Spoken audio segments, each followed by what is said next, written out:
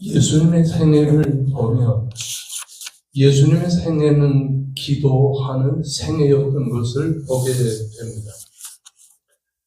어린 시절부터 시작하여 십자가에 달려 돌아가실 때까지 예수님은 기도하시며 세상을 사셨습니다.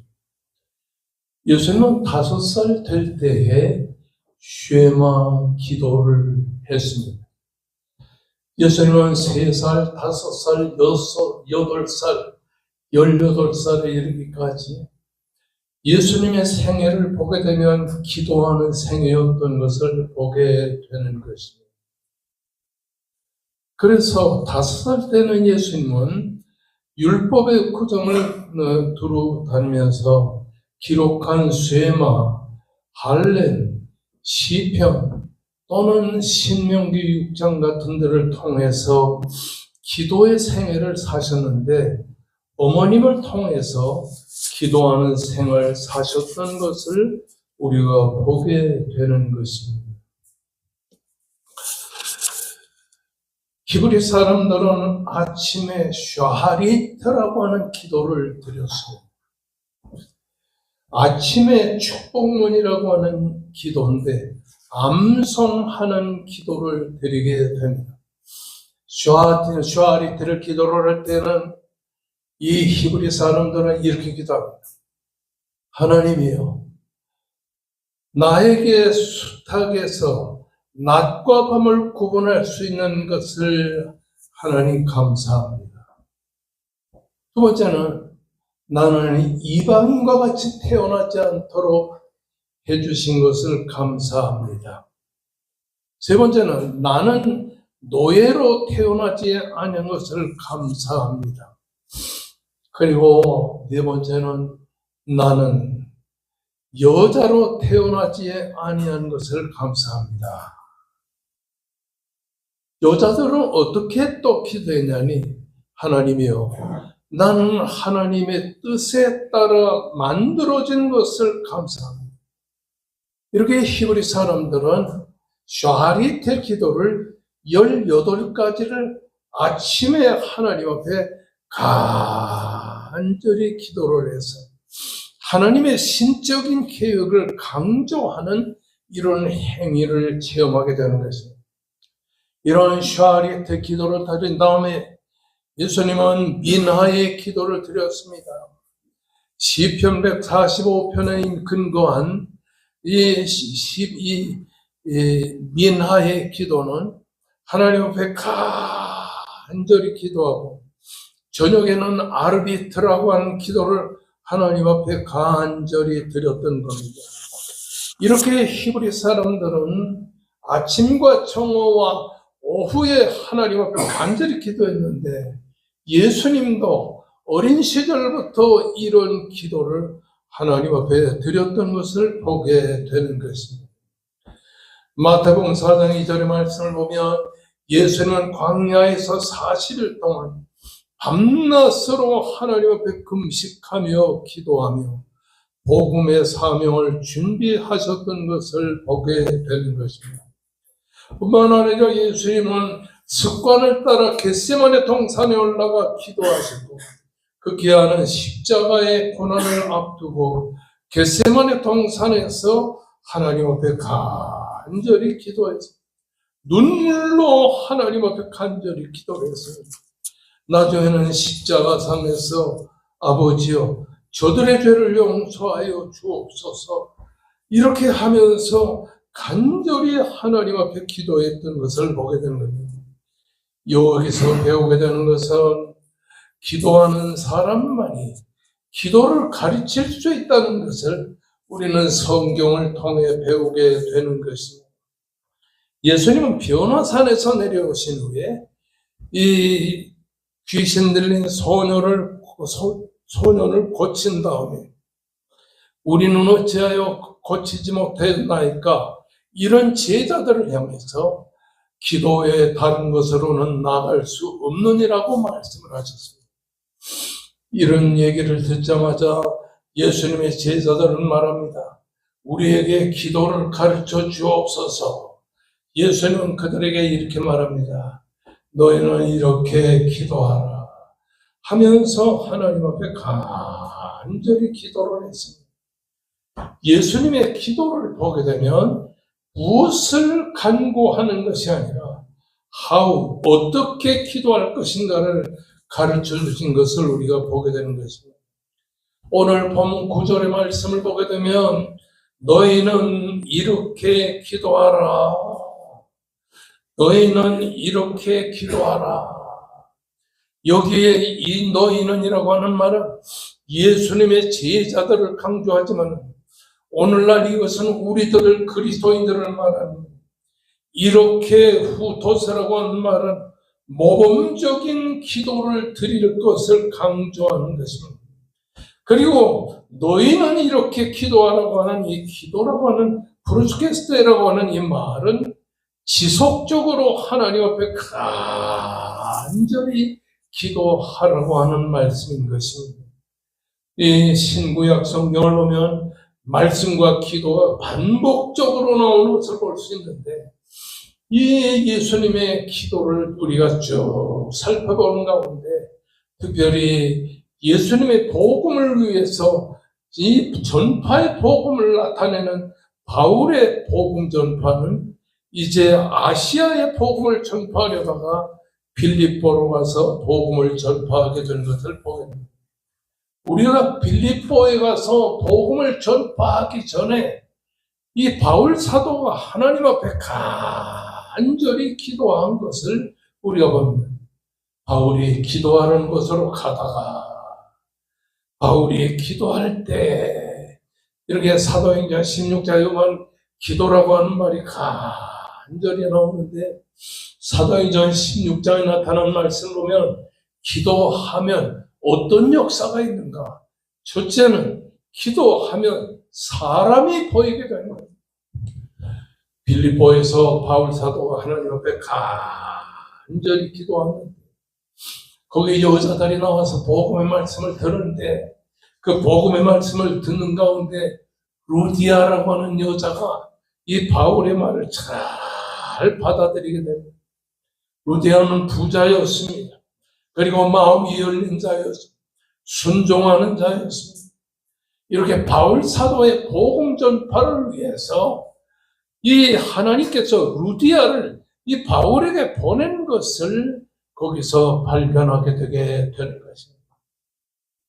우리가 전도를 할 때에도 기도하면서 전도를 하게 되면 내가 복음을 전파해야 될 사람이 누군가 이렇게 사람이 보이게 되는 것을 보게 되는 것입니다. 두 번째는 기도하게 되면 기적의 역사가 일어나게 되는 것입니다. 바울 사도가 간절히 기도할 때에 귀신이 쫓겨나가 이 처녀가 귀신에서 해방되는 역사가 일어나게 됩니다. 이처럼 오늘날 기도하게 되면 놀라운 기적의 역사가 일어나게 됩니다. 세 번째는 기도하면 자유함이 있게 되는 것입니다. 네 번째 기도하면 위로가 있고 다섯 번째는 신앙의 열매가 열려지게 되는 것입니다. 주기도문의 기도를 통해서 우리의 기도의 구조를 볼 수가 있는데 여러분 주기도문은 먼저 서론이 있습니다. 우리의 기도도 서론의 기도가 있습니다. 둘째는 간구의 기도가 있습니다. 세 번째는 성령의 기도가 있습니다. 네 번째는 아멘하고 아멘의 기도를 드리게 되는 것입니다. 여러분 주기도문의 서론은 뭐냐면 하늘에 계신 우리 아버지여. 여러분 이 기도문 주기도문을 우리가 4번에 걸쳐서 공부하는 동안에 반복적으로 우리가 공부를 하게 되는데 하늘에 계신 우리 아버지여. 이 주기도문에는 먼저 하늘의 하나님을 향하여 기도하게 됩니다. 두 번째는 사람을 향해서 기도하게 되는 것입니다. 하늘에 계신 하나님이여. 여기에 하나님에 대해서는 이렇게 하늘에 계신 하나님이라고 하는 사실을 간구하게 되는 겁니다. 그 하나님에 대해서 간구할 때 찬양이 먼저 나오게 됩니다. 이름이 거룩히 여김을 받으시오며, 그 다음에 천국에 도래가 있는데 나라의 임하옵시며, 그 다음에 하나님의 주권이 나오는데 뜻이 하늘에서 이룬 것 같이 땅에서 이루어지이다. 거기까지는 하나님에 대한 기도가 쭉 나오게 됩니다. 두 번째는 사람에 대해서 기도할 때 사람의 것을 기도합니다. 양식을 달라고 기도합니다. 일용할 양식을 주옵시며, 일용할 양식을 주옵시며, 그 다음에 죄사함에 대해서 우리 죄를 사하여 주옵시고, 그 다음에 시험에 대해서 시험에 들지 말게 하옵시며, 다만 악에서 구하옵소서. 이렇게 주기도문에는 하나님을 향한 기도, 간구의 기도가 있고, 그 다음에 성령의 기도가 나옵니다. 대개의 나라와 권세와 영광이 아버지께 영원히 있사옵나이다.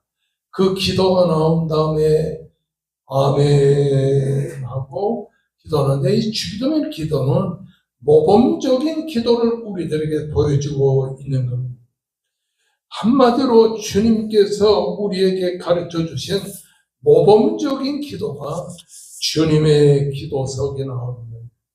하늘에 계신 우리 아버지여, 지난번에 우리가 공부를 했지만 다시 반복을 하면, 하늘에 계신 우리 아버지여, 여기에 하늘이라고 하는 말은 제한된 공간인 하늘만을 뜻하는 것이 아니라, 여기서 말하는 하늘에 계신 아버지라고 하는 하늘은 가장 높은 곳에 계신 아버지요, 하나님의 보좌가 있는 그 아버지, 하나님의 보좌가 있는 곳에 있는 아버지요, 이런 뜻입니다.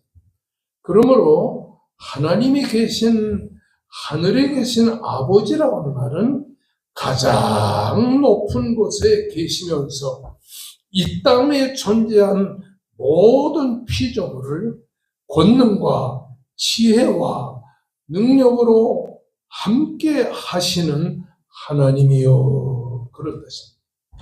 다시 말합니다. 따라하십시다. 하늘에 계신 우리 아버지요. 이 말은 따라하십시다. 저를 따라하세요.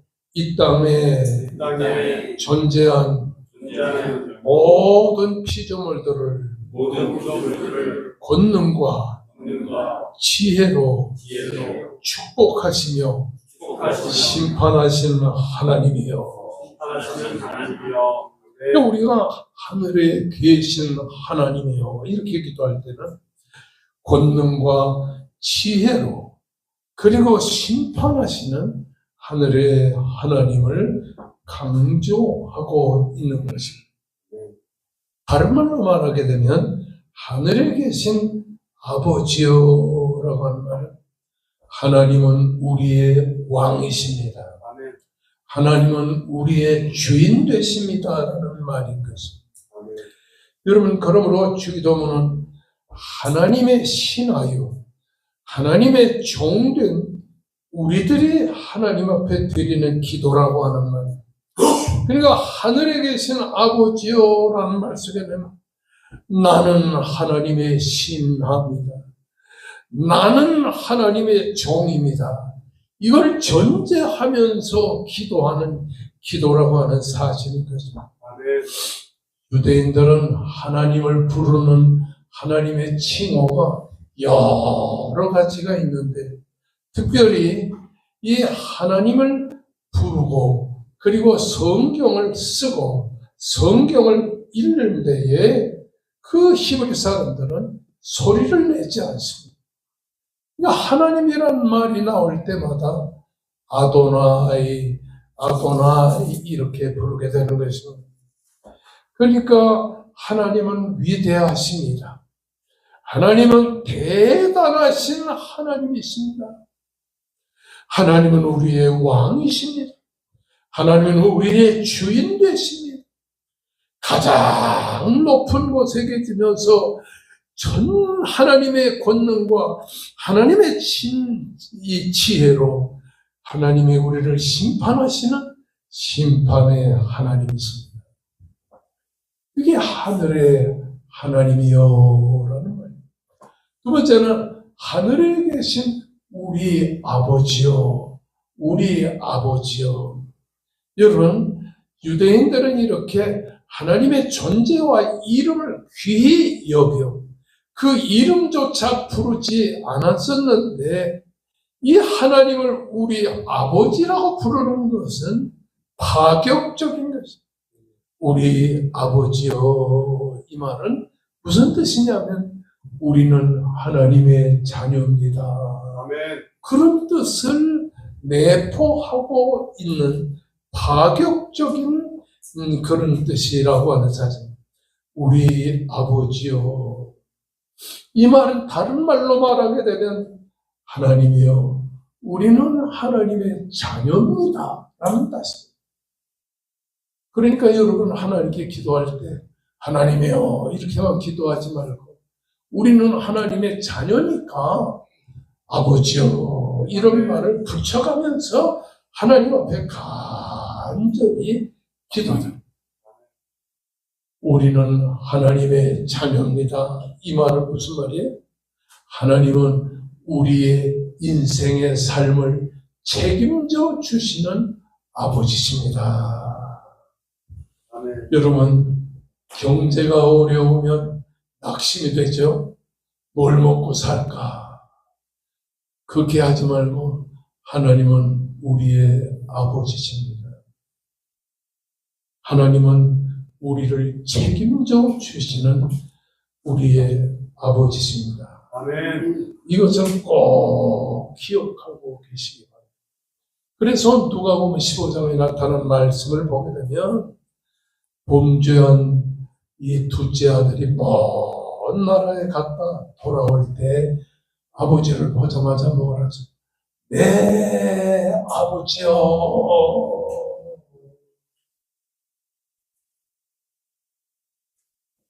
아버지라고 불렀어요. 그때 아버지는 당자가 돌아왔을 때 뭐라고 했어요?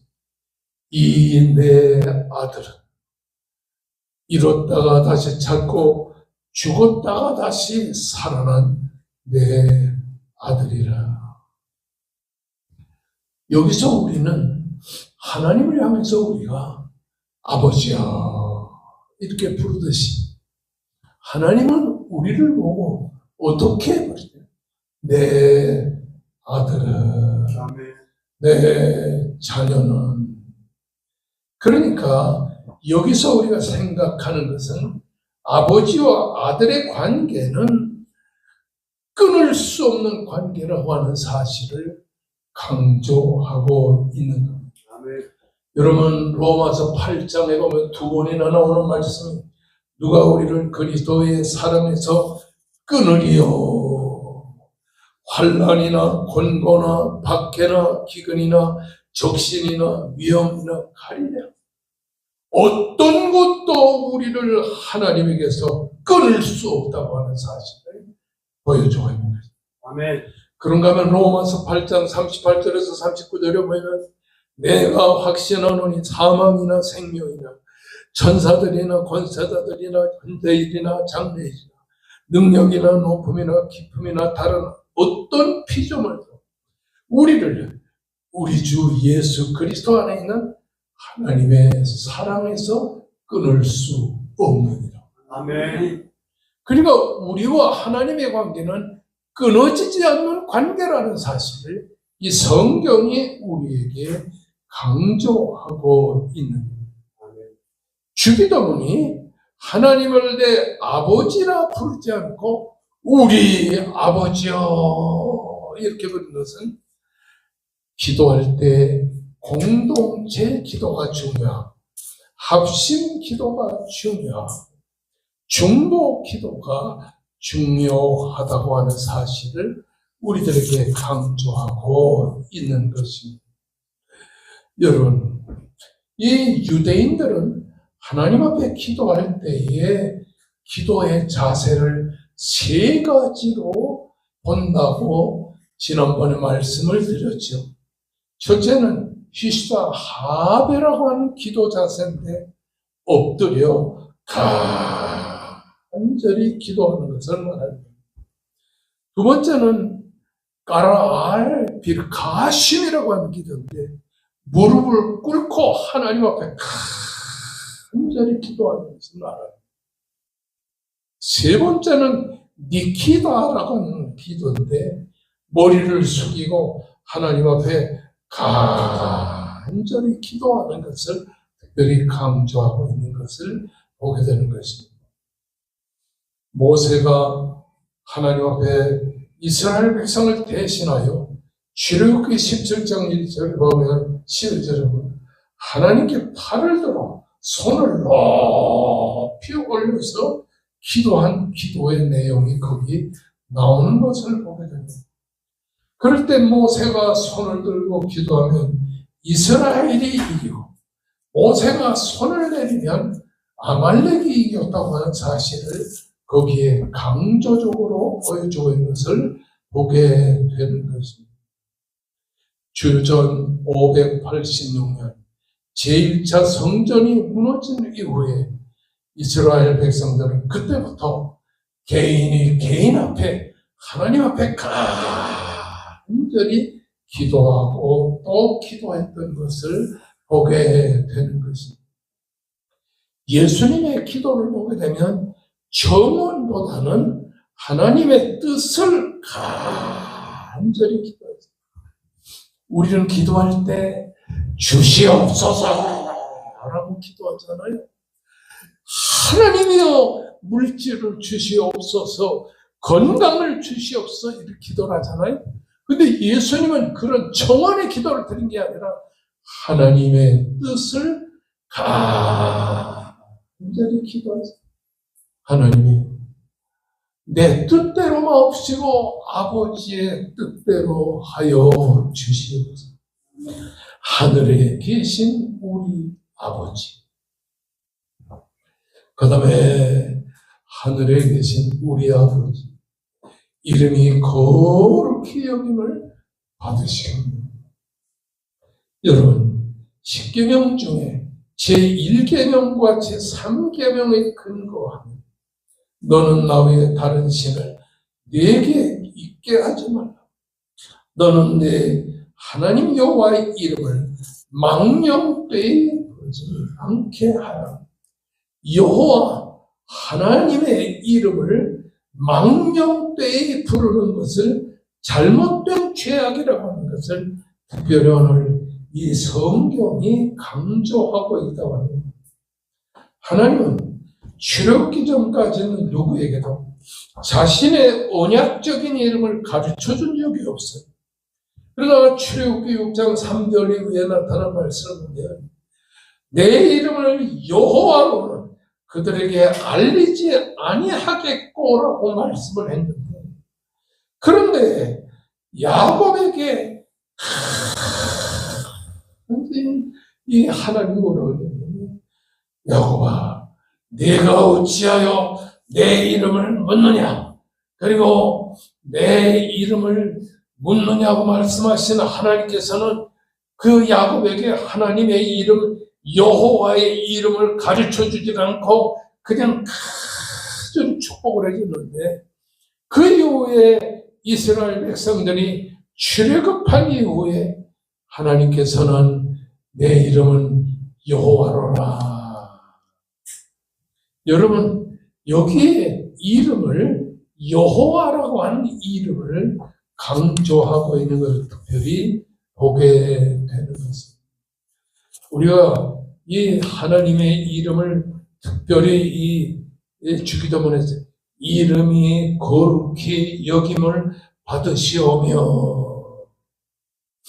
이것은 하나님을 거룩하게 대접받게 해달라고 하는 하나님의 간절한 소원이라고 하는 사실을 보여줍니다. 하나님의 이름을 더럽히는 경우가 오늘날 세상에 얼마나 많습니다. 좀 손해를 보고 양보도 하고 희생도 해야 되는데도 불구하고 하나님의 이름을 망령되 일컫는 경우가 우리들에게는 너무도 많다고 하는 사실인 것입니다.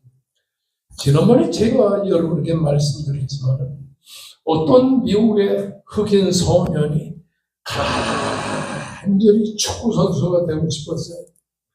그래서 나를 축구선수가 되게 해달라고 그 축구 감독에게 간절히 부탁을 드립니다. 감독이 가만히 그 손을 너는 키도 작고 너는 축구선수가 될 수가 없어. 그래서 육상선수가 되기 위해서 훈련을 거듭하는 가운데 이 육상선수가 되기 위해서 그 운동을 열심히 하는 그를 위해 아버지도 기도하고 어머니도 기도하고 누나도 기도하고 간절히 기도해요. 그러다가 1984년에 로스앤젤레스 올림픽에서 남자 100m, 200m 그리고 멀리뛰기 400m에서 계주까지 4개의 금메달을 차지합니다. 그리고 1988년 서울올림픽에서도 금메달, 1829년에서 바르셀로나 올림픽에서 1996년에 아틀란타 올림픽에서 4회 연속 올림픽 금메달을 9개나 타게 되었다. 이 소년이 바로 유명한 칼 루이스라고 하는 육상선수였습니다. 이 육상선수로서 인생을 마친 칼 루이스는 이렇게 말했습니다. 하나님께 간구하는 나의 기도의 응답. 나는 아주 작은 일에서부터 큰 일에 이르기까지 하나님이 나를 도와달라고 간절히 간구한다. 따라하십시다. 작은 일에서 큰 일까지 기도하자. 할렐루야. 할렐루야. 기도는 우리의 인생에 힘을 주는 영적인 능력입니다. 기도는 주저앉은 우리 인생의 삶의 원동력이 된다고 하는 사실입니다. 솔로몬은 잠언 15장 8절 말씀에서 악인의 자산은 여호와께서 미워하셔도 정직한 자의 기도는 그가 기뻐하는 하나님께 간절히 기도하는 우리 백합전원교회 여러분 되시기를 주의 이름으로 축원합니다. 자, 마가복음 9장 29절 말씀 보면 기도 외에 다른 것으로는 이런 유가 나갈 수 없느니라 말씀을 하고 있는 것입니다.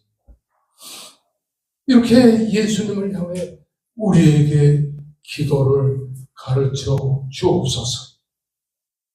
예수님의 제자들은 그렇게 기도를 가르쳐 달라고 간절히 기도할 때 너희는 이렇게 기도하라. 하늘에 계신 우리 아버지 이름이 거룩히 여김을 받으시오며.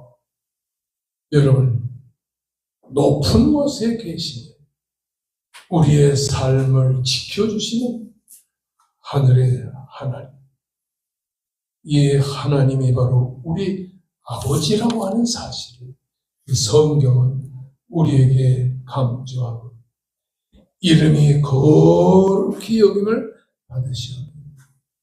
이름은 히브리 사람들에게 있어서는 가장 중요한 의미를 가졌습니다. 이름은 한 개인의 품성과 속성과 인격을 말하는데, 그래서 어떤 사람이 이름을 부여할 때는 지배와 소유의 관계를 우리들에게 강조하고 있는 것을 보게 되는 것입니다. 여러분, 그 다음에 이름이 거룩히 여김을 받으시오. 하나님은 그 거룩한 이름의 가치만큼 하나님은 거룩하게 하나님을 대접하라고 하는 뜻이 되겠습니다. 그 다음에 마태복음 6장 10절의 말씀을 보게 됩니다. 나라의 임하옵시며 나라의 임하옵시며 하나님의 나라는 사탄의 통치의 종식을 뜻하는 말이 되겠습니다. 여기 나라는 하나님의 나라, 하나님의 나라를 강조합니다. 세상 끝날에 비로소 하나님의 나라는 완성되는데 이 하나님의 나라가 임하옵시며라고 하는 말은 하나님의 나라가 완성되게 해달라고 하는 특별한 뜻을 우리들에게 강조하고 있는 겁니다. 그 다음에 뜻이 하늘에서 이룬 것 같이 땅에서도 이루어지이다. 하나님의 선하시고 기뻐하시고 온전한 뜻이 로마서 12장 2절의 말씀입니다. 하나님의 선하시고 기뻐하시고 온전하신 뜻이 하늘에서 성취된 것 같이 땅에서도 이루어지게 해달라고 간절히 기도해요. 사람들 중에는 이런 농담을 합니다. 우리나라는 대통령이 없고 국회의원이 없으면 우리나라는 잘 될 거야. 농담이지만 무서운 농담. 그리고 우리는 이럴 때 어떻게 기도해야 되냐니 하늘에서 하나님의 뜻이 온전히 성취된 것 같이 이 땅에서 이 대한민국에서 하나님의 하늘의 뜻이 이루어지게 해 주시옵소서.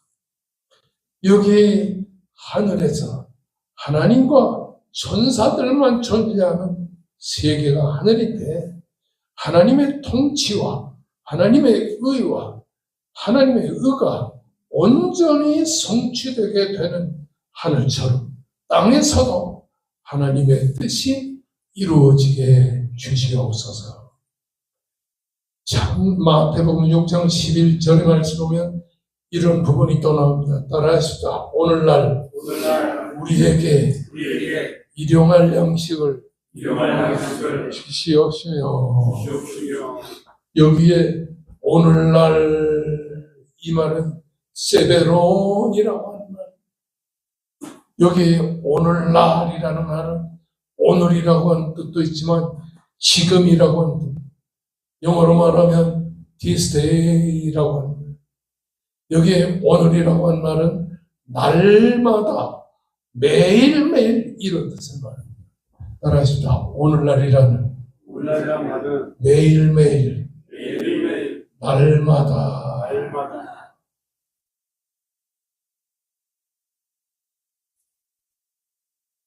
오늘은 잘 살고 잘 먹고 잘 살다가 일주일 후부터는 먹을 게 없어서 죽을 고생하고 이렇게 되면 안 되지.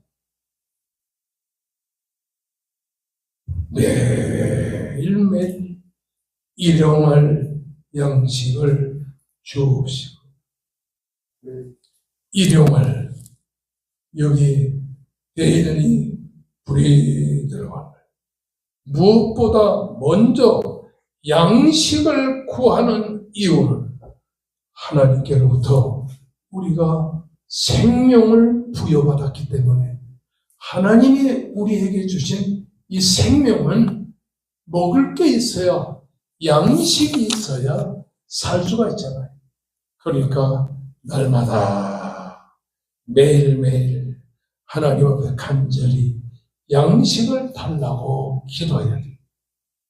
여러분, 지상에서 존재하는 그 존재 의무를 결정한 것이 육신입니다.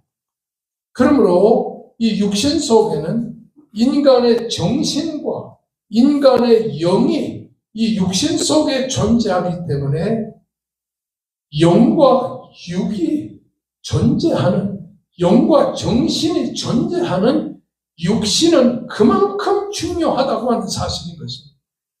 그러므로 육신의 양식을 우리가 공급해야 이 육신의 생명이 유지되며 육신의 생명이 유지돼야 정신 활동이 유지되며 영적인 활동이 유지될 수 있기 때문에 일용할 양식을 달라고 하나님 앞에 간절히 기도해야 되는 것입니다.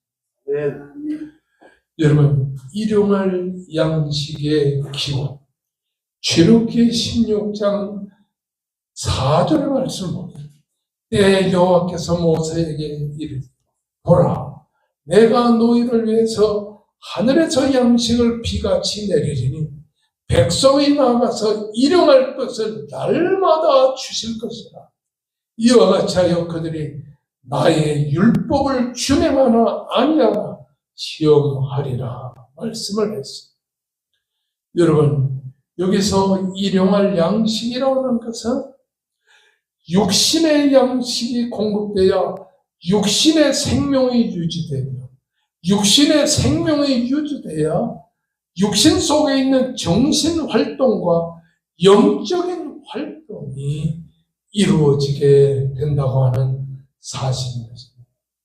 그러므로 날마다 하나님 앞에 매일매일 하나님께 양식을 달라고, 사업의 형통을 달라고, 가정의 형통을 달라고 하나님 앞에 간절히 기도하시기를 바랍니다. 아멘. 여기에 일용할 양식을 그 다음에 주시옵시며라. 여기에 일용할 양식을 주시옵시며, 이 양심의 가책을 느끼지 않는, 양심의 가책을 느끼지 않고 살 수 있는, 먹을 수 있는 양식을 먹고 살아야 될 것이라고 하는 사실을 이 성경이 우리에게 강조하고 있는 것입니다.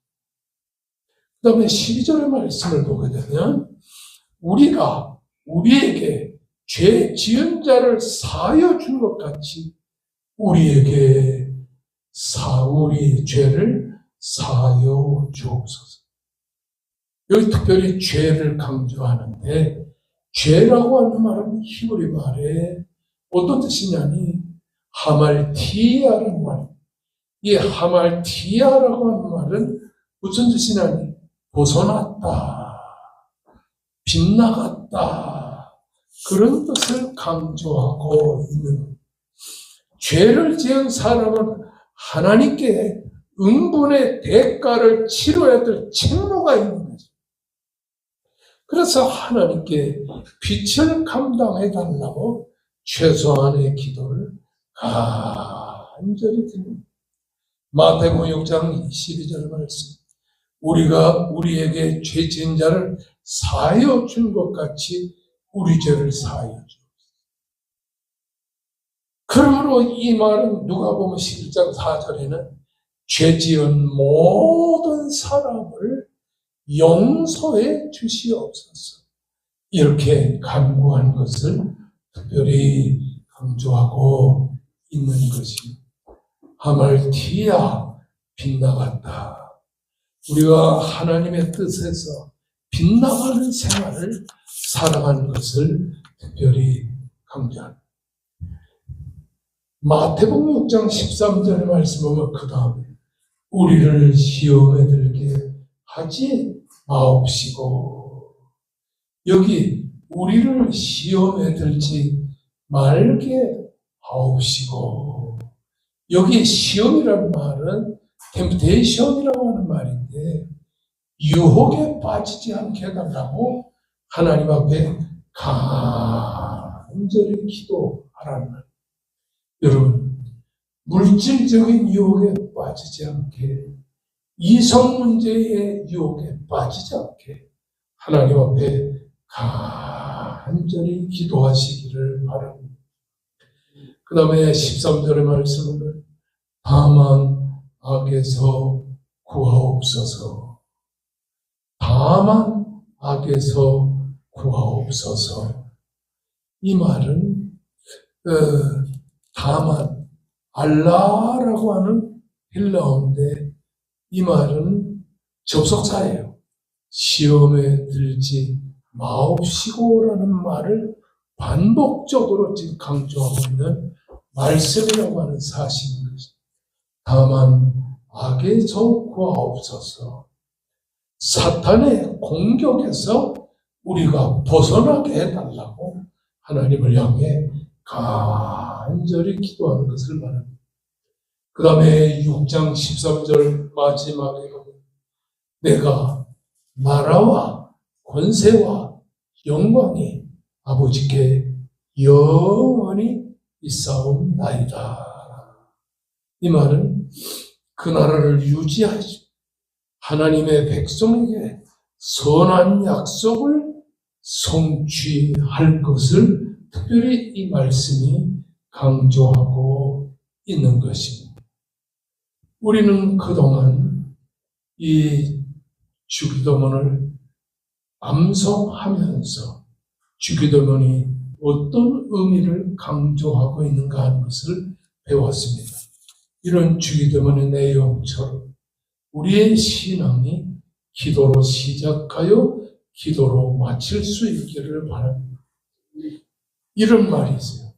내가 일하면 내가 일하는 것이지만 내가 기도하면 하나님이 내 일을 해주신다.